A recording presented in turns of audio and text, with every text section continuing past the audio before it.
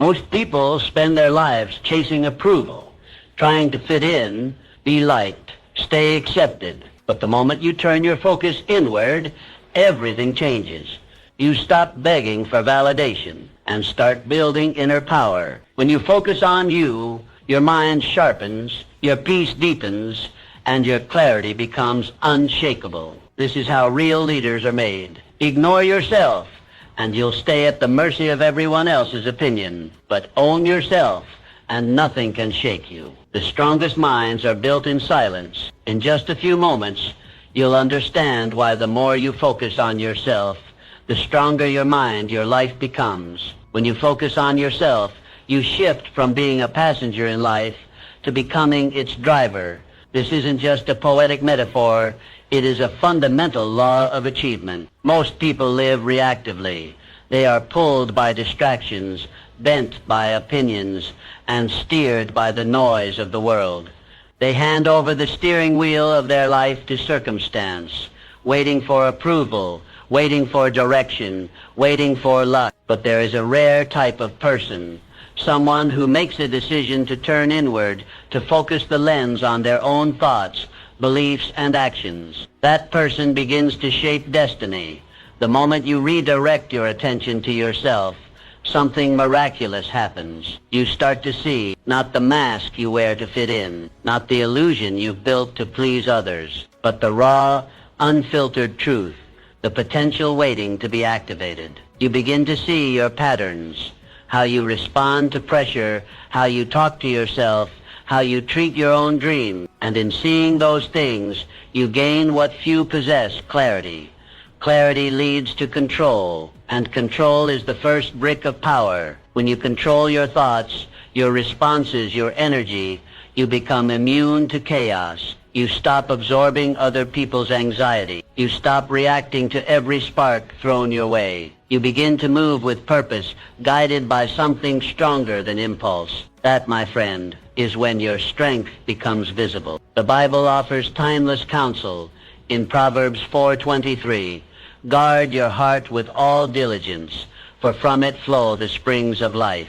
Your heart, your inner world, is the source from which all things flow. If your inner world is confused, your outer life will be chaotic. If your mind is scattered, your results will be the same. But when your inner world is guarded and focused, your outer world reflects order, power, and peace. Florence Nightingale understood this principle. Born into privilege, she could have remained comfortably silent. Society expected her to host parties, marry well, and remain in the shadows. But she listened inward, not outward. She felt a divine call to serve, and that inward focus gave her the courage to walk into war hospitals, to defy bureaucracy, and to revolutionize medicine. If she had listened to the noise of the world would have remained noisier, sicker, more chaotic. But because she focused inward, she brought healing out. And now it's your turn.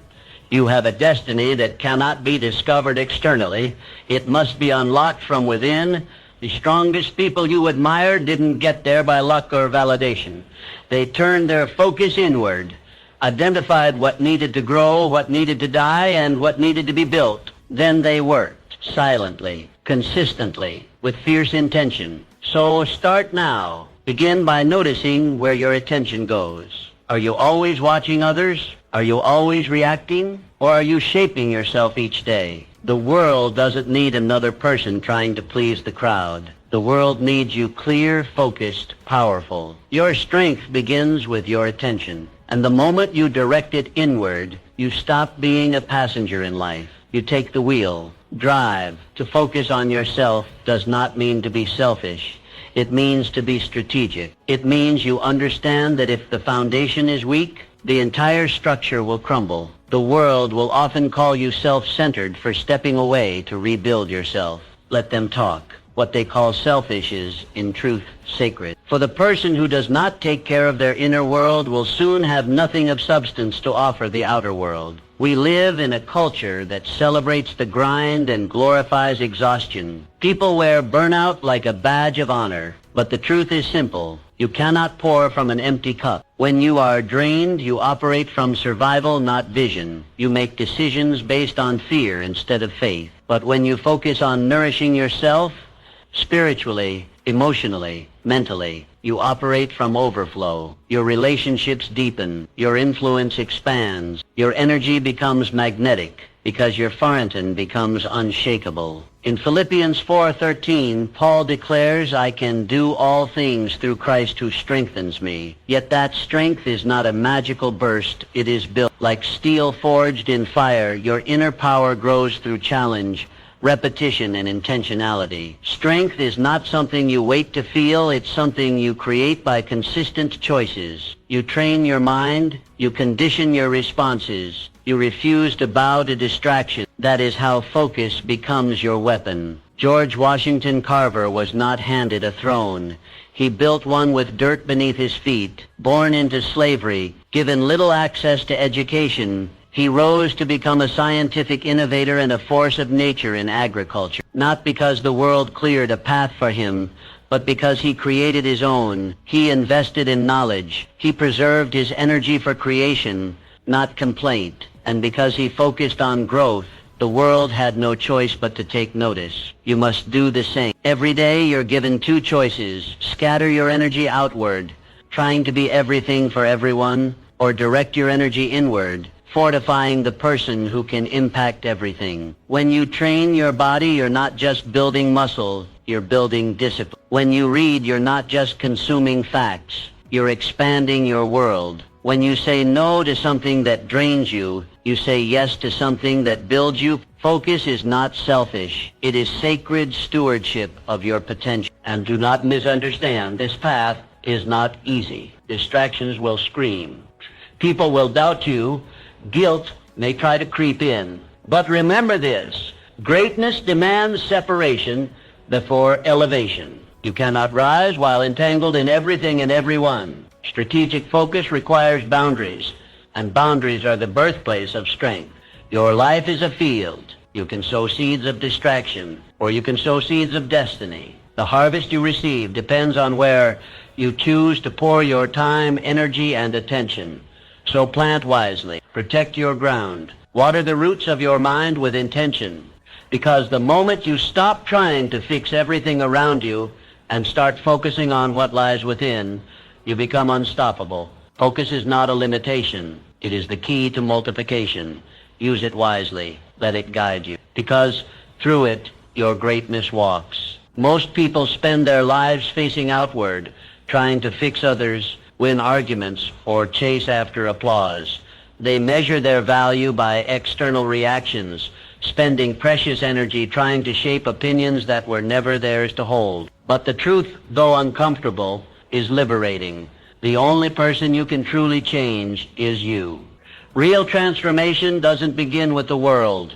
It begins with self-mastery. Imagine standing in the middle of a storm. The winds roar. The rain beats down. You cannot silence the thunder or calm the sky, but you can build a ship, one strong enough to carry you through it. That ship is your mind, and the material it is built from, focus, discipline, inner clarity. You cannot control the chaos outside, but you can conquer the chaos within. Romans 12:2 gives us a blueprint. Do not conform to the pattern of this world, but be transformed by the renewing of your mind. The world's pattern says, react, retaliate, respond to noise with more noise. But transformation demands that you renew daily, intentionally, persistently. You do not drift into clarity. You focus into it. Harriet Tubman is a living testimony to the power of internal mastery. She did not ask for permission. She did not wait for applause. She listened inward. She trusted divine whispers more than public opinion. And because she mastered herself, her fear, her focus, her faith, she led others to freedom. She walked through danger with a spirit trained in solitude. That's what you must become. A leader not because you crave attention, but because your inner fire lights the path for others. You are not battling the world. You are battling the noise within you, the self-doubt, the fear of rejection, the addiction to praise. You must break those chains, and they are chains. Make no mistake. Distraction tells you to scroll instead of study. Doubt tells you to quit before you begin. Validation tells you to shrink your voice until others approve. But focus tells a different story. Focus whispers, go inward. Focus invites you to silence the outer world so you can strengthen your inner one. And here's the beautiful result. When you master yourself, you move differently. You walk into rooms with an energy that shifts the atmosphere, not because you're loud, but because you're anchored. You carry storms inside you, and you calm everyone else's. You don't chase peace, you bring it. You don't seek clarity, you are it. This is what focus produces. It gives you dominion not over others, but over the only battlefield that matters, your own mind. And from that dominion, you gain the power to influence. Not through force, but through presence. Not through noise, but through alignment. So stop exhausting your life trying to change what is not yours to change. Withdraw your energy from criticism, comparison, and chaos, and reinvest it into mastery. Learn your patterns. Study your thoughts. Rewrite your beliefs. Because the higher version of you isn't out there. It's already inside you, waiting to be disciplined, directed, and deployed. Let your mind become the ship that sails steady through every storm. Let focus be your compass, and let transformation begin. Not someday, but today. Every time you choose discipline over comfort, you cast a vote for your future self. It doesn't have to be grand or dramatic. It's the quiet decisions, the 5 a.m. wake-up, the salad instead of sugar, the extra hour studying while others sleep, that forge the life you desire. Discipline is not a punishment. It's a passport. Every small act of discipline lays a brick, and while the world may not see what you're building, heaven does. More importantly, you do. The structure is invisible at first, but the stronger it grows, the more unshakable you become. Comfort is seductive. It tells you rest now, skip today, just this once. But the price of comfort today is regret tomorrow. You must build with intention, and when the temptation comes to take the easy path, remember, you're not building for now, you're building for what's next. Your future self is counting on you. Matthew 7:24 speaks of the wise man who built his house upon the rock. The rains came down, the streams rose, and the winds blew and beat against that house, yet it did not fall because it had its foundation on the rock. That's what focus on yourself creates, a rock beneath your feet, a mind anchored in conviction, a life that doesn't fall apart in storms. You don't escape life's challenges. You endure them because your structure is solid. Booker T. Washington understood this truth. Born into slavery, he didn't have privilege or access, but he had will. He walked miles just to reach education. He scrubbed classrooms just to stay enrolled.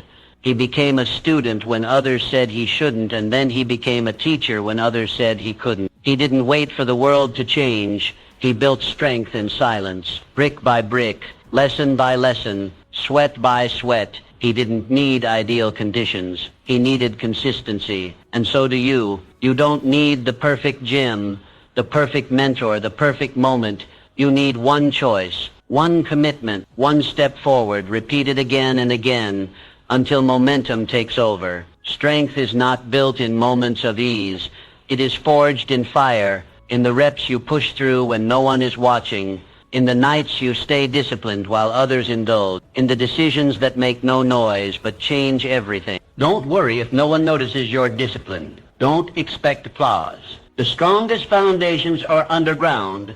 The deepest roots are hidden. Your effort is not in vain. One day, when the storms of life come, and they will come, you will stand firm while others crumble. Not because you're lucky, but because you're built. Every act of self-discipline is a declaration. You're telling the world, I am not here to be shaken.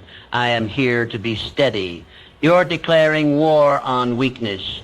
You're declaring love for your future. And every brick matters. So today, choose the hard path, the lonely road, the early alarm, the quiet grind. Because that's where transformation lives. That's where greatness begins. And when the flood comes, when the wind howls, when the world trembles, your house will still be standing. Why? Because you built it right. Silence isn't empty. It's full of answers, but you will never hear them if you keep running from yourself. In this modern world, noise has become the addiction of the anxious. People fear silence because it forces them to listen to their doubts, their regrets, and their unlived dreams. But if you're brave enough to sit in stillness, you'll hear something far more valuable: clarity. The strongest minds are not built in chaos. They're forged in solitude. It is in the quiet that the storm within is calm. The world will try to convince you that success requires hustle every moment,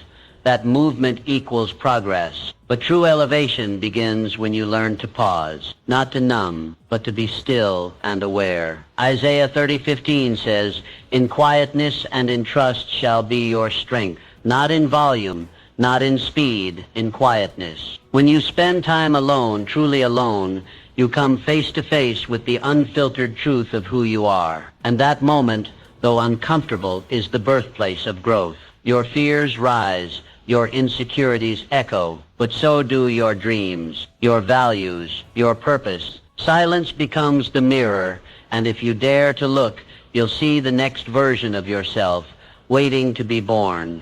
Nikola Tesla understood this. While others chased applause, he embraced solitude. Hours, sometimes days, spent in mental silence. He built worlds in his imagination. He didn't just invent machines. He saw them before they were real. His solitude was not a weakness. It was his superpower. Because he learned what most people never discover. Solitude is a portal to genius. But you don't need to be an inventor to practice this power. You just need courage. The courage to turn off the noise, to shut down the notifications, to walk into a room without music, without messages, just you and your mind. And then listen, not with fear, but with faith. Trust that what you hear in the silence is exactly what you need. We live in a society that celebrates busyness, the calendar full of appointments, the inbox flooded with requests, the mind always on. But that isn't strength, that's survival. And you were not born to survive, you were born to create,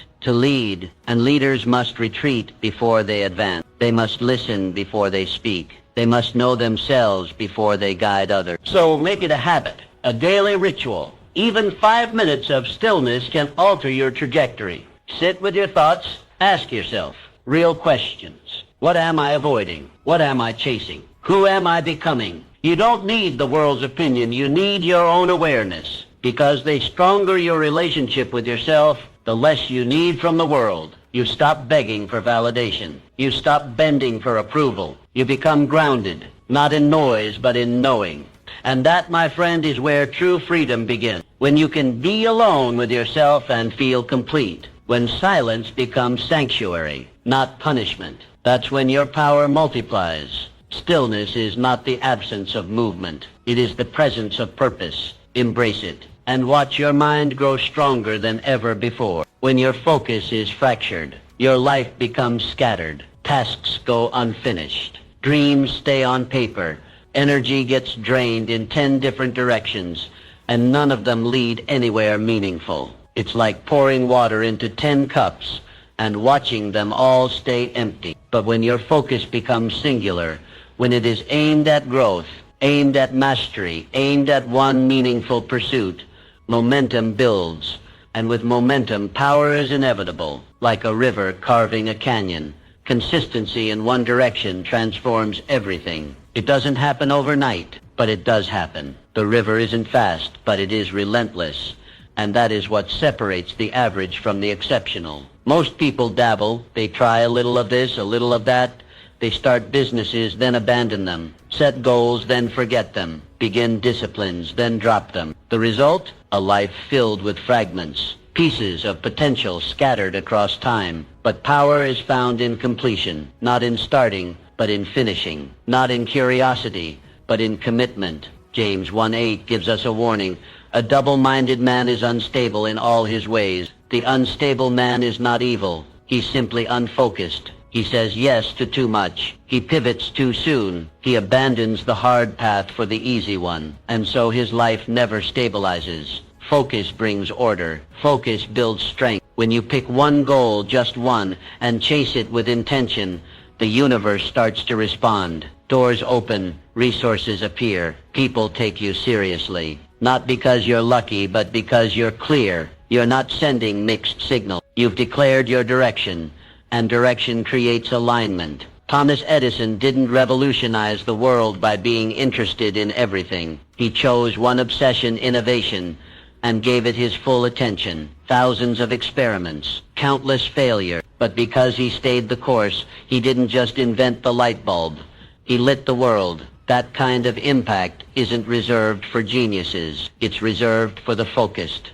What if you stopped switching paths every time it got difficult? What if you stayed long enough to get good? Long enough for your roots to grow deep and your name to carry weight? Most people never tap into their potential because they move too much. The moment pressure shows up, they pivot, but mastery lives on the other side of perseverance. So I ask you, what is your one thing? What's the one pursuit that sets your soul on fire? Choose it. Write it down. Then eliminate everything else that doesn't align with it. Cut the distractions.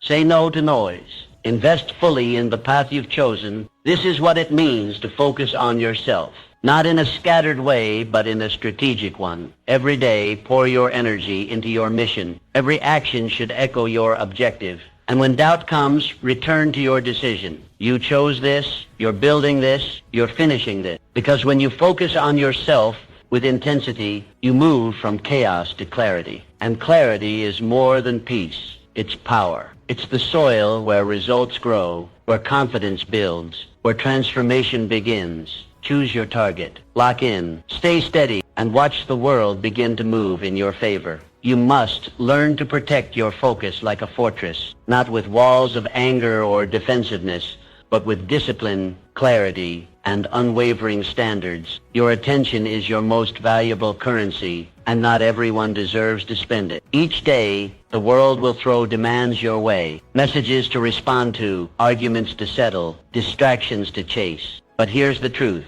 You don't owe your energy to everything that calls for it. You are building something sacred, your mindset, your future, your destiny. And when you are in the construction phase, the worst thing you can do is entertain the noise. Every distraction pulls bricks out of the foundation you're trying to lay. And too many lost bricks, the entire structure crumbles. Nehemiah 6:3 reveals the mindset of a man locked into purpose. He said, I am doing a great work, so I cannot come down. That single sentence is a shield. He was building the walls of Jerusalem, surrounded by enemies who tried to distract, derail, and discourage him. But he didn't debate. He didn't defend. He simply stayed focused. That's the energy you need. You are doing a great work. Maybe your great work is healing. Maybe it's launching a dream. Maybe it's becoming someone your family can depend on. Whatever it is, don't come down. Don't lower your energy to match the chaos around you. Don't dilute your purpose to win approval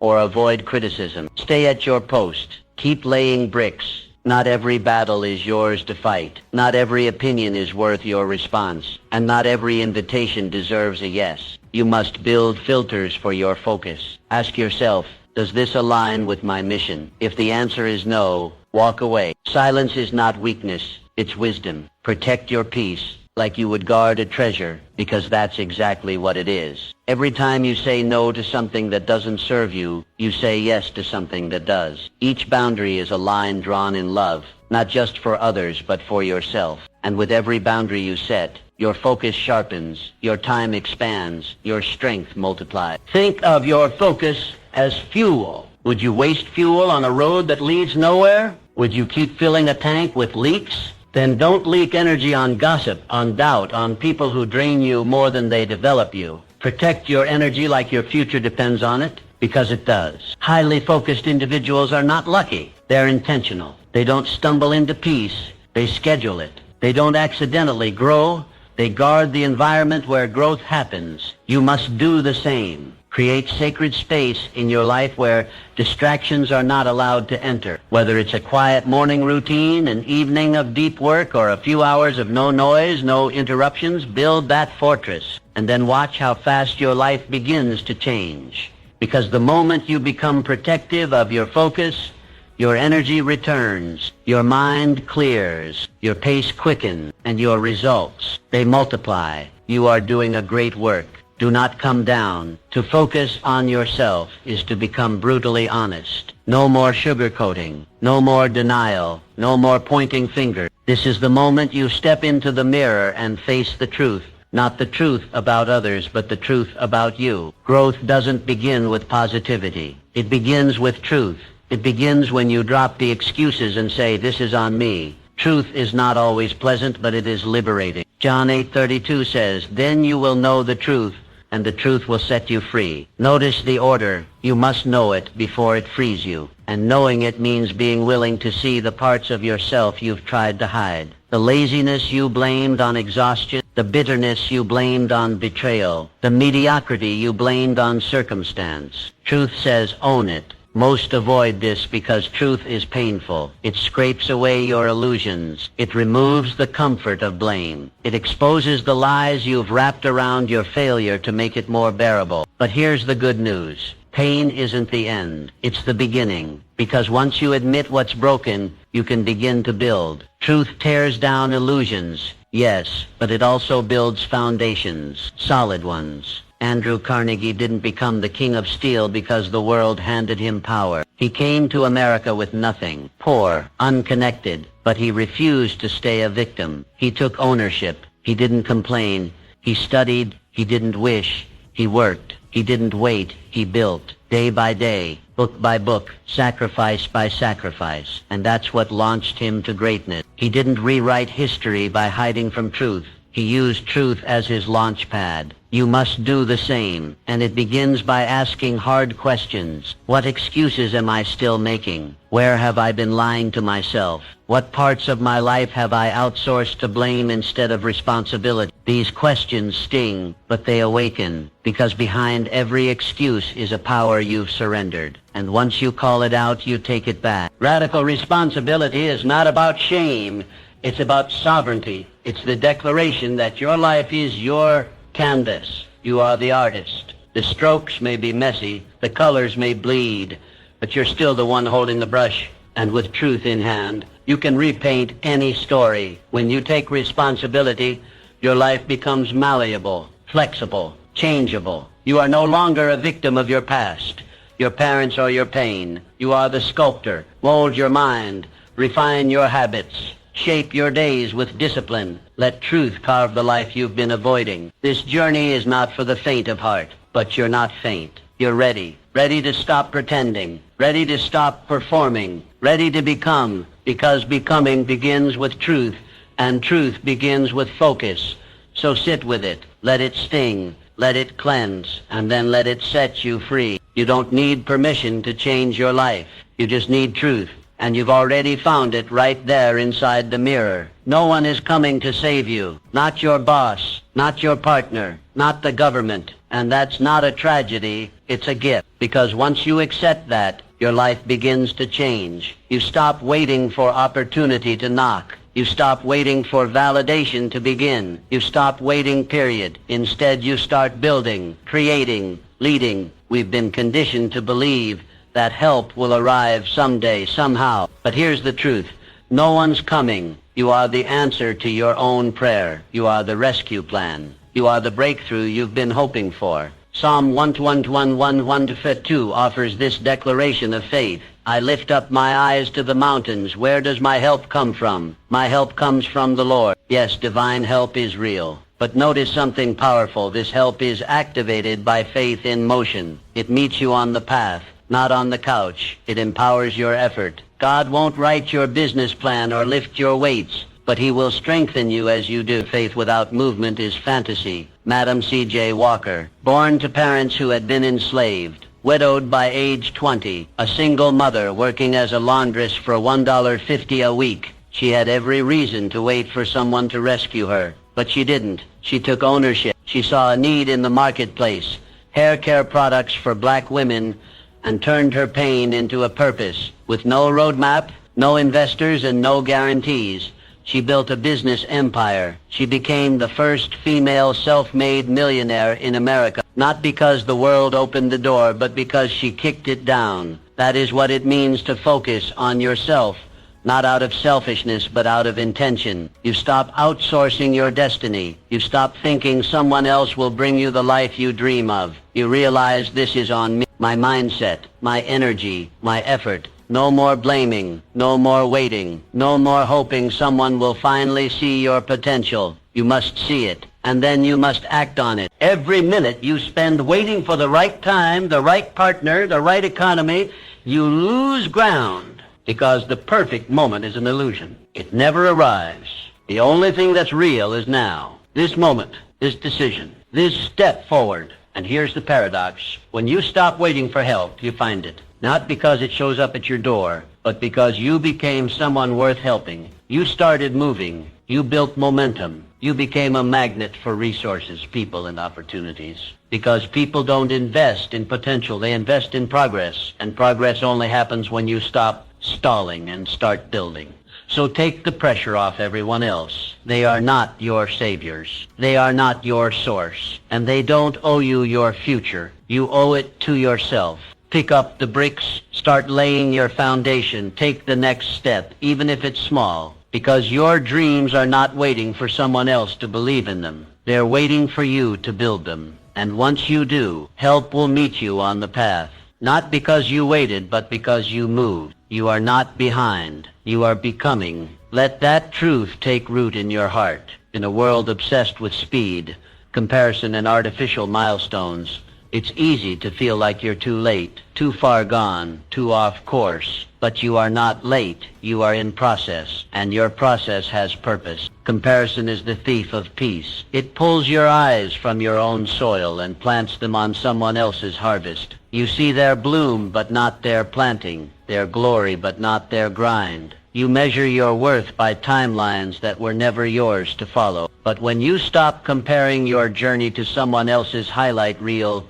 you reclaim the one thing that matters most, your focus. Ecclesiastes 3:1 says, "To everything there is a season, and a time to every purpose under the heaven." That includes your season, your purpose, your breakthrough. But just as fruit doesn't appear the day after a seed is planted, neither does transformation. There is time for breaking ground, time for darkness, time for pushing upward, and then, only then, time for bloom. Too many people waste their growth energy watching others. They scroll, they envy, they shrink. They feel late to a race that was never meant to be a competition. But you are different. You understand that greatness isn't microwaved, it's marinated. It's cultivated in silence, in discipline, in persistence when no one is watching. Every setback you faced wasn't a delay, it was a teacher. Every detour carried a lesson. Every failure carved deeper roots. And those roots, they will support the weight of your future. Without them, your success would be hollow,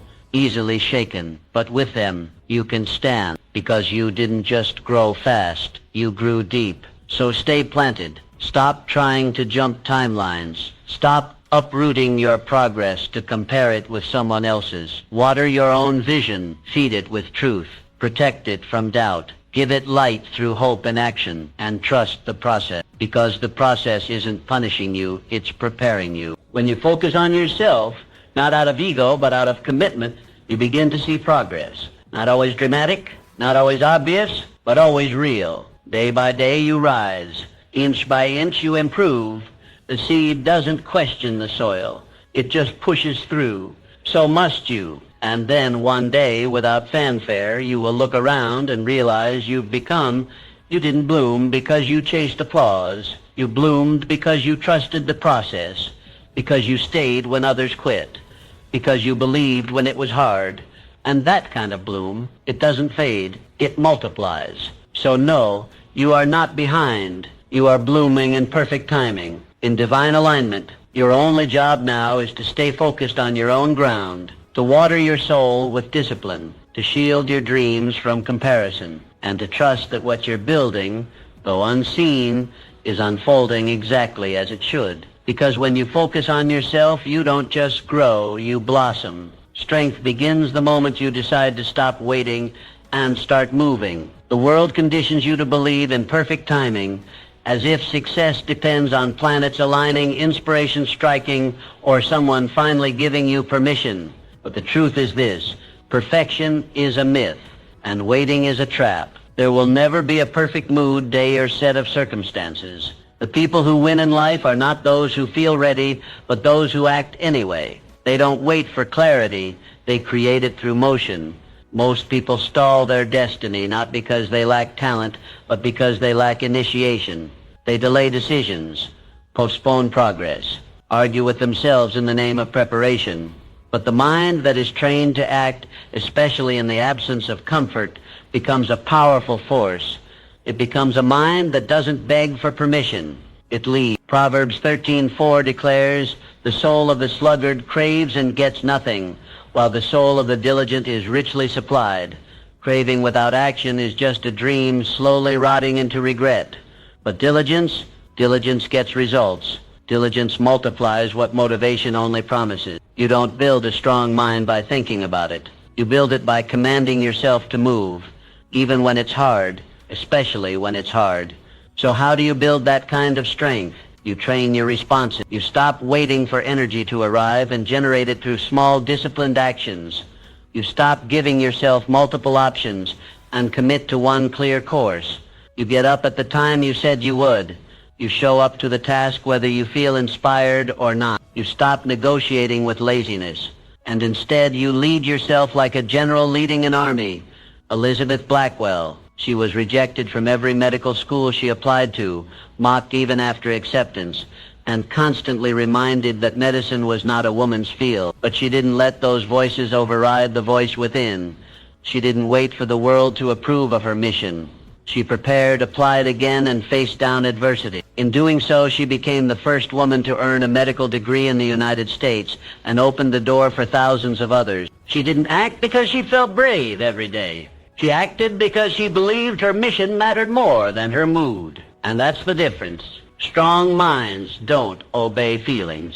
They obey purpose. The more you move, the more momentum follows. The more you take action, the more energy flows into your body. Waiting drains. Movement fuels. So stop stalling. Stop rationalizing delay. There is no ideal moment coming in the future. There is only now. And now is powerful when met with intention. Your future is not waiting for motivation. It's waiting for you to put your foot down and start. Command yourself. Lead yourself. Move your feet.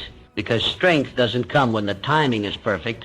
It comes when your discipline becomes louder than your doubt. Your strongest mindset begins the moment you do. So begin. Focus on yourself by creating standards that refuse to shrink for convenience. This world is full of shortcuts, loopholes, and easy outs, and every one of them is a trap. The moment you start adjusting your standards to accommodate comfort, you begin a silent negotiation with mediocrity. And mediocrity, once allowed through the door, doesn't leave quietly. It takes over. The strength of your mind is directly tied to the strength of the line you draw and how fiercely you protect it. You cannot build a sharp mind with dull commitment. The standard you set in private becomes the results you show in public. And the greatest threat to your success isn't failure, it's compromise. It's the little voice that says, just this once, or no one will notice. But you will notice, and your inner integrity will begin to erode. One skipped discipline becomes a pattern. One broken promise becomes a mindset. Excellence doesn't die in one day. It bleeds out through lowered standards. Colossians 3:23 gives you a blueprint. Whatever you do, work heartily, as for the Lord and not for men. That's the formula for greatness. Not for attention, not for praise, but for purpose. You show up every day with your full effort, not because someone is watching, but because you are watching. You work like it matters because it does. Strong minds are not built by lowering the bar to meet your mood. They are forged by raising it and then rising to meet it every day, especially on the days when it would be easier not to. Strength comes from showing up when it's hard, staying committed when it's boring, and pushing forward when others quit. Discipline isn't about motivation, it's about alignment. Your daily effort must reflect the destiny you claim to want. Sojourner Truth, born into slavery, denied education, treated as less than human, but she refused to accept silence as her final chapter. She learned to read. She found her voice. She spoke truth in courts. in churches, in crowds, not because the world gave her permission, but because she gave herself a standard, and she refused to shrink. Her life was not easy, her path was not straight, but her standards were unshakable. She did not bend to fear. She rose in power, and generations were changed because of it. You must do the same. Set a standard so high that it intimidates your comfort, one that demands your best, even in private, one that holds you accountable when no one else is watching. Your future doesn't need more excuses. It needs structure. It needs values. It needs non-negotiables. So hold the line. When others slack, stay sharp. When others drift, stay rooted. When the world says lower your bar, raise it higher, because the ones who refuse to shrink become the ones who lead. And if you can stay faithful to the standard, even when the reward is invisible, you'll find yourself standing tall when others fall. Excellence isn't earned in public. It's built in secret, brick by brick, choice by choice. So choose today, who are you becoming? Then match your effort to your answer every single day. Self-focus becomes strength the moment you learn to speak to yourself with the authority of a leader. Your life rises or falls based on the tone of your inner voice. Most people speak to themselves in whispers of doubt, complaint, and insecurity, and then they wonder why their lives feel small, chaotic, or powerless. But when your self-talk shifts from fear to faith, everything begins to change. The voice you use with yourself matters more than the voices you hear from others. Why? Because no one talks to you more than you. You are the most consistent speaker in your life.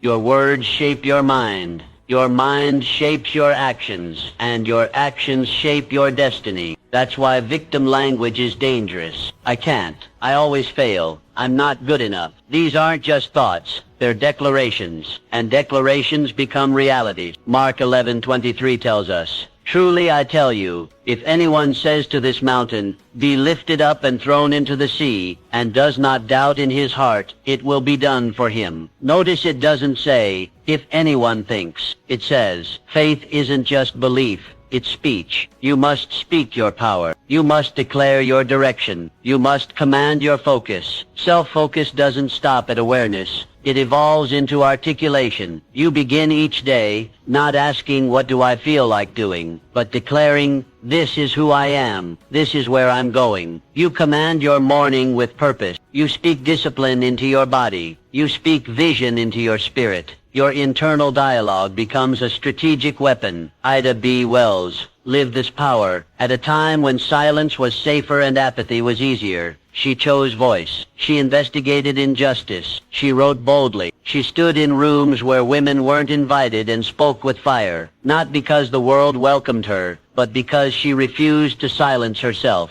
Her words moved mountains. They changed laws. They awakened consciences. But before she spoke to the world, she had to first speak truth to herself. That's where all transformation begins. So what are you saying to yourself? Are your words building strength or sowing self-doubt? Are you rehearsing problems or declaring purpose? Your inner dialogue is either a cage or a key, and you hold it. To train your voice is to train your identity. Speak as the person you are becoming, not the person you've been. Talk to yourself like a leader would, firm but kind, clear but visionary. Never passive, never pitiful. Command your thoughts like they are soldiers, because they are. And here's the secret. When you declare something with enough consistency, your spirit begins to obey. Your body aligns, your choices follow, your mind stops resisting and starts reinforcing.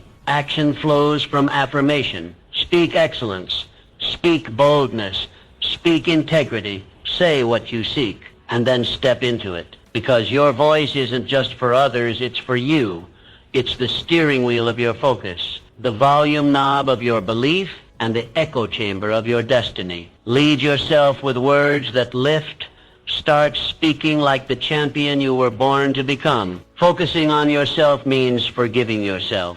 This isn't weakness, it's wisdom. Because until you release what's behind you, you'll never reach what's ahead. So many are not stuck because of a lack of talent, but because they're tangled in their own past. not moving forward because they haven't let go. Shame doesn't just haunt you, it halts you. It freezes the potential that's trying to rise in you. Regret replays, guilt repeats, and every time you relive the mistake, you reinforce its weight. But the truth is this: you are not your past decision. You are your next decision. And the faster you accept that, the freer your mind becomes. You cannot lead yourself with chains on your feet. You must break them. 1 John 1:9 offers divine clarity. If we confess our sins, He is faithful and just to forgive us. That's not a maybe. That's a promise. Grace isn't earned, it's accepted. And once accepted, it's meant to empower, not enable guilt. Forgiveness isn't forgetting, it's releasing. Releasing the need to punish yourself.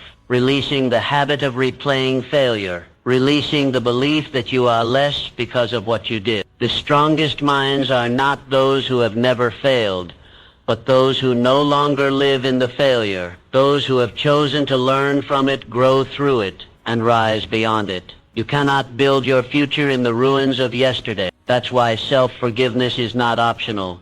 It's foundational. Clara Barton, founder of the Red Cross, when reminded of someone who had wronged her deeply, she famously responded, "I distinctly remember forgetting that." She made a decision, not to erase the past, but to stop reliving it. She didn't let criticism reroute her mission. She stayed focused, and because of that, she changed the world. Imagine if she had chosen shame instead of strength, silence instead of service. We would have lost a legacy. You must do the same. Stop keeping records of your mistakes like trophies. Stop making your past the anchor to your present. You are not your worst moment. You are what you do next. That's where your power lives. To forgive yourself is to lead yourself. It's to say, yes, I fell, but I've also risen. It's choosing to put your energy into correction, not condemnation.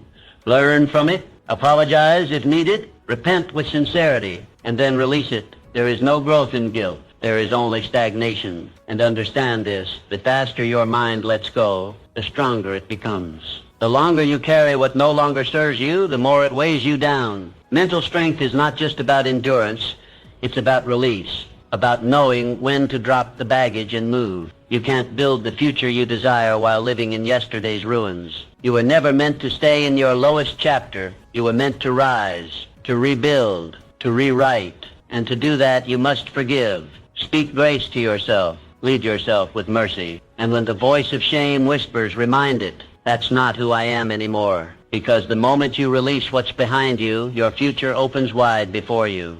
And you, my friend, are finally free to walk into it. A focused mind does not beg for clarity. It builds it through vision. You don't wait to see where life takes you. You decide where you're going. Without vision, you become a drifter. You move through life responding to noise instead of purpose. You follow whoever shouts the loudest. But true strength, true focus comes when you choose a direction and commit to it with everything you have. Vision is not about what you see with your eyes. It's what you see within. And once that picture is clear, everything else begins to align. Your energy follows it. Your habits bend toward it. Your time gets reorganized by it. The clearer the vision, the fewer the distractions. When you know where you're going, detours lose their appeal. Habakkuk 2:2 gives a timeless instruction. Write the vision, make it plain, so he may run who reads it. Vision activates movement. You don't need more motivation. You need direction. And once direction is clear, movement becomes natural. But clarity isn't a gift. It's a decision. You build it by asking the right questions. What do I want to create? Who do I want to become? What does success look like for me? The process begins by naming your vision. Define it. Don't just say, I want more. More of what? Don't just say, I want success. What does that mean to you? Be specific. Paint it in color. Put it in writing. Then read it every day until it becomes your compass. Because a clear vision is a steady rudder in every storm. Mary McLeod Bethune. She started with $1.50 and a dream that others laughed at. A school for young black girls at a time when society said they didn't need one. But she saw what wasn't visible. She believed in what wasn't yet real. And because she held on to that vision, she didn't just open a school. She laid the foundation for what would become a university. Her clarity gave birth to progress. She wasn't led by trends. She was led by vision. That same power lives in you, but it won't activate until you define it. The mind cannot chase a fog. It needs form. Vision gives your mind something to work with. And once it locks in, your habits begin to obey. You wake up with purpose. You move with urgency. You make decisions with confidence because they're filtered through a destination. Without vision, you'll settle for what's convenient. With vision, you fight for what's meaningful. Vision doesn't make the journey easier, but it makes it worth it. It's what keeps you walking when the path gets steep. It's what keeps you focused when the world offers shortcuts. So write the vision. Make it plain, not just in your journal, but in your life, in your schedule, in your conversations, in your daily discipline. Let it guide your day and govern your decisions. Speak it, live it, build it, because clarity is not something you wait for. It's something you create. And when you do, your mind stops spinning and starts running towards something real, towards something great. The more you focus on yourself, the more you detach from outcomes you cannot control. Life is full of variables, timelines that shift, results that delay, people who disappoint. And when your peace depends on outcomes, you become a prisoner to the unpredictable. But when your peace is rooted in preparation, you find strength even in the storm. You can't control the weather, but you can build a ship that sails through it. This shift is critical. Most people exhaust their energy trying to predict or manipulate the future. They ask, when will it happen? How will it happen? And the more they fixate, the more they lose momentum. But peace is not found in answers. It's found in action. You build peace like you build muscle, one focused repetition at a time. Matthew 6:34 offers a profound reminder. Do not worry about tomorrow. Each day has enough trouble of its own. Worry does not prevent the storm. It simply weakens your ability to face it. Your job is not to control tomorrow. Your job is to master today. That's where your power lives, in your habits, in your mindset, in your preparation. So what does that look like? It means waking up with purpose, even when results are uncertain. It means building skill, even if recognition is delayed. It means controlling what you can, your effort, your discipline, your learning, while releasing what you can't. The more you pour into what's yours to steward, the less attached you become to what's out of reach. Helen Keller is a testament to this truth. Born deaf and blind, she had every reason to quit, every justification to live in limitation, but she didn't waste time predicting what her life could or couldn't become. She focused on what she had. She trained, she read, she wrote, she practiced relentlessly. And through that focus, she didn't just achieve success, she shattered the world's definition of what was possible. She didn't wait for perfect clarity. She created progress with imperfect tools. Her life reminds us, you don't need perfect conditions to build a legacy. You need focus. You need faith. You need preparation. The outcomes, let them take care of themselves. You must do the same. Let go of the need to know exactly when your breakthrough will come. Stop obsessing over results. Start preparing with excellence. Your readiness is your responsibility. And when you show up fully present, fully prepared, results will come. Not because you chased them, but because you became someone they couldn't ignore. So train your mind to stay grounded. When the future feels uncertain, go deeper into the present.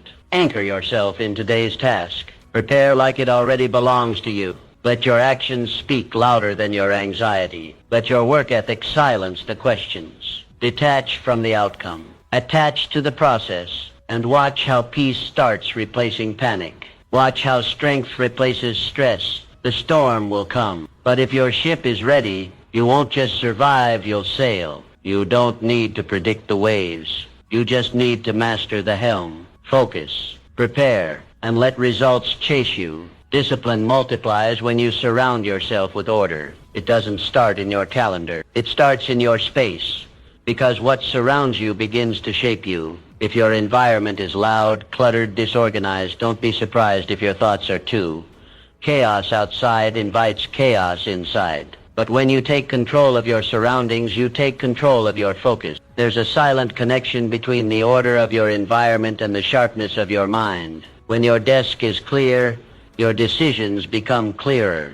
When your schedule is structured, your energy flows with direction. 1 Corinthians 14:40 gives a timeless instruction: let all things be done decently and in order. It's not just a verse for church, it's a blueprint for a life of excellence. Disorder distracts, disorder drains, but when everything around you is arranged with purpose, your mind stops wasting energy on confusion and starts using it for creation. You move faster, you think better, you respond with intention. How do you create this kind of order? You start small, clean your space, every item in its place, declutter the unnecessary, keep only what fuels your mission. Then organize your priorities. Not everything is urgent. Not everything deserves a yes. Rank your responsibilities by alignment with your purpose. Finally, schedule your excellence. Greatness doesn't happen spontaneous. It happens when excellence becomes an appointment you keep, not a mood you chase. Block time for focused work. Protect your mornings, respect your rest. Order isn't restriction, it's liberation. It frees your mind from decision fatigue. It releases your focus from chaos. Wilma Rudolph lived this truth. Born prematurely and diagnosed with polio, she had every reason to believe the future would be small and limited. But she didn't let her external conditions dictate her internal discipline.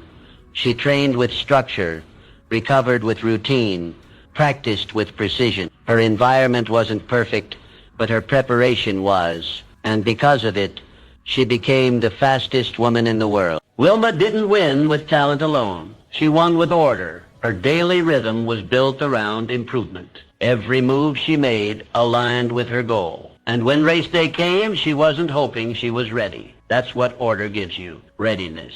You don't fear the opportunity. You face it with calm confidence. The same is true for you. You may not control every circumstance, but you do control the atmosphere you build around you. You can choose what stays and what goes. You can decide whether your environment lifts your focus or limits it. So, build a space where discipline can breathe, where goals are visible, where energy isn't spent finding things or fixing distractions, but focused on executing your mission. Create surroundings that remind you who you are and where you're going. Because when your world reflects intention, your mind becomes a weapon of purpose. You think with clarity. You move with speed. You act with precision. And you rise because discipline isn't just in your actions. It's in your atmosphere. Clean it. Organize it. Structure it. Then watch how everything around you starts reflecting the power already inside you. Focus on yourself by creating rituals that rewire your identity. The truth is simple and inescapable. You are not your intentions. You are your repetition. Most people try to change their lives by changing their goals. But goals don't shape you. Habits do. Every action you repeat becomes a thread in the fabric of who you are. And over time, those threads form an identity. This is why rituals matter. They aren't just routines. They are statements. Every time you wake up early, every time you crack open a book, every time you pause to reflect, you're declaring, this is who I am becoming. You're training your brain, shaping your character,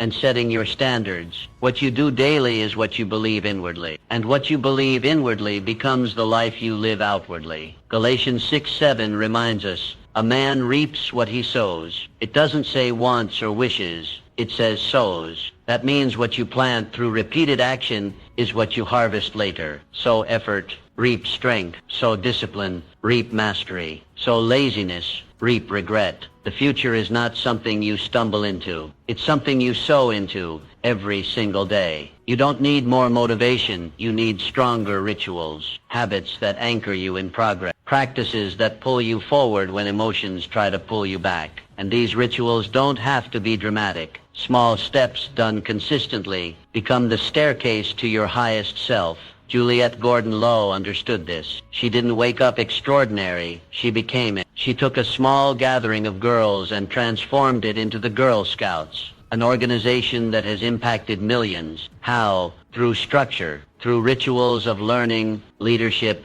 and service. She sowed vision into the lives of young women through repeated, meaningful action. She didn't just talk about growth. She organized it. You must do the same. Build your day around who you want to become. Wake up early, not to prove a point, but to win the morning. Read deeply, not to pass time, but to sharpen thought. Reflect honestly, not to dwell on failure, but to gather wisdom. These rituals become your rope, and that rope pulls your dreams from the clouds of intention into the soil of reality. When you skip your rituals, you lose traction. You spin in cycles of wishful thinking and self-doubt.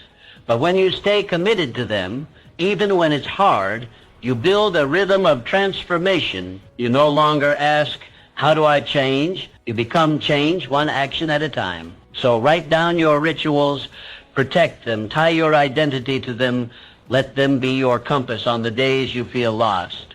Because when your life is anchored to intentional habits, even your worst day moves you forward. You don't need to be perfect. You need to be consistent. Identity is not found. It's forged through fire, through focus, through ritual. Start planting, start pulling, and soon you'll find yourself becoming the person your dreams have been waiting on. The more you focus inward, the less approval you need outward. This is not arrogance. It's alignment. Because once you know who you are, you stop negotiating your worth in rooms that can't recognize it. Most people dim their light to make others comfortable. They shrink their truth. They mute their voice. But you weren't made to fit the room. You were made to transform it. Seeking validation is one of the greatest traps of potential. It keeps you looking outward when your power lives inward. It makes you a mirror reflecting whatever others project instead of a light source that shines regardless of who's watching. But when you begin to validate yourself, the sting of criticism softens. The pull of applause weakens. You no longer need a crowd to feel confident. You walk in your own certainty. Galatians 1:10 draws a hard line. If I were still trying to please men, I would not be a servant of Christ. That verse isn't just spiritual, it's strategic. You cannot lead your life while constantly adjusting to please others. The path of purpose will always require disappointing some people, but better to disappoint others than to betray yourself. You must build your identity inward, not on compliments, not on someone else's idea of success. Your identity must be rooted in values, forged in solitude, and reaffirmed through consistent action. Because when it comes from within, no outside force can take it away. Frida Kahlo, she lived in a time and body that made expression difficult. Yet she didn't dilute herself. She didn't ask permission to paint her pain or filter her feelings. Her art was her truth, and her truth was non-negotiable. Critics came. Some mocked her, some misunderstood her, but none of that changed the intensity of her fire. She didn't wait to be accepted. She created something the world couldn't ignore. You must do the same. You don't need to become louder, you need to become clearer. Clear on who you are, clear on what you believe, clear on the life you're building. The more certain you are inside, the less you depend on applause outside. When you validate yourself, everything shifts. Your walk carries authority. Your voice doesn't crack under judgment. Your boundaries become firmer. And you stop apologizing for existing in full color. This doesn't mean you ignore wisdom or feedback. It means you filter it through identity, not insecurity. So how do you start? Begin by reminding yourself daily of what makes you valuable, not because of your achievements, but because of your essence. Speak truth over yourself before the world speaks lies. Affirm your worth. Stand by your convictions. Walk into rooms like someone who doesn't need to be chosen because you already chose yourself. Don't shrink. Don't bend. Don't trade your depth for someone's shallow approval. You weren't made to echo the world. You were made to shape it. And when your validation comes from within, the world doesn't give you confidence. It confirms it. Your energy speaks before you do. So carry it like truth. Walk it like power. And know this. The more you focus inward, the more the world starts to reflect who you really are. Focusing on yourself is not a phase. It is a lifestyle. It's not something you do when motivation is high. It's not a season you pass through. It is a commitment to excellence, repeated daily, regardless of circumstances. The moment you stop, drift begins. And drift is subtle. It disguises itself as rest. as ease, as normalcy. But beneath the surface, you're slowly surrendering direction. Your mind, like any muscle, must be trained. Left unattended, it reverts to weakness. It falls prey to distraction. It forgets its mission. That's why focus isn't something you find once. It's something you forge every single day. Discipline isn't a punishment. It's protection. It guards your purpose from erosion. Hebrews 12:11 gives us this eternal truth. No discipline seems pleasant at the time, but later it produces a harvest of righteousness and peace. The harvest doesn't come immediately. It doesn't arrive with applause, but it comes to those who persist, to those who build even when it feels like nothing's changing, to those who sharpen their mind while others sleep. You're not just chasing success, you're shaping a legacy. And legacy isn't crafted in one grand moment. It's built in the quiet, in the routines, in the daily disciplines that compound over time. The strongest structures don't rise overnight. They are anchored deep, reinforced by habit, and elevated by consistency.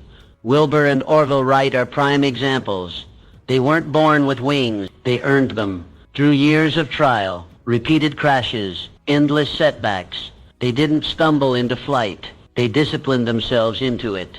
Each failure taught them. Each attempt refined them. While the world doubted, they built. While critics mocked, they studied. And because they chose focus as a lifestyle, they achieved the impossible. You must do the same. Discipline cannot be a mood. It must be a method, a code, a system you live by whether you feel like it or not. Build daily, not just when it's convenient. Think sharply. Even when your mind wants to wander, live intentionally. Even when routine tries to lull you into apathy, set your alarm with purpose. Start your day with clarity. Attack your tasks like they matter because they do. Every choice is a seed. Every action is a brick. And the stronger your focus, the greater the structure you build. Your future doesn't need more intensity. It needs more consistency. The occasional sprint doesn't beat the steady marathoner. Success doesn't ask who ran hardest. It asks who lasted longest. And the ones who last are those who made discipline their companion, not their occasional guest. So keep your eyes on the mission when distraction calls. Remember your vision. When fatigue whispers, remember your why. When temptation offers shortcuts, remember your standard. And never let the noise shake your discipline. The world will try to lure you into passivity, but you weren't made to drift. You were made to drive. Every day, every habit, every mindset adjustment, it all adds up. Focus isn't a tool, it's a lifestyle. Choose it, live it, repeat it, until the future you're building becomes the life you're living.